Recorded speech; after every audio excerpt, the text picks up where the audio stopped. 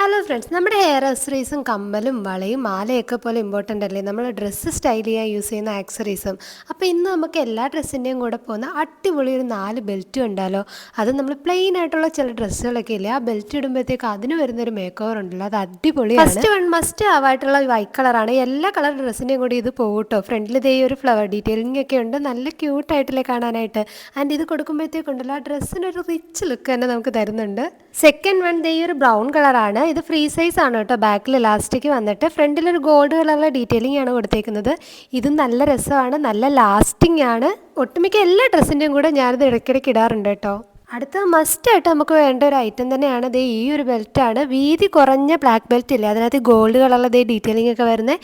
ഇത് നല്ല രസമാണ് കേട്ടോ, ഇതുപോലത്തെയൊക്കെ ഡ്രസ്സിൻ്റെ കൂടെ സ്റ്റൈൽ ചെയ്യാൻ വേണ്ടിയിട്ട്. ലാസ്റ്റ് വേണ്ട ദേ ബ്ലാക്ക് കളറിൽ ഫ്രീ സൈസ് ആയിട്ട് വരുന്ന എലാസ്റ്റിക് ഒക്കെ വരുന്ന സെയിം ബ്രൗൺ പോലത്തെ തന്നെ ഒരു ബെൽറ്റാണ്.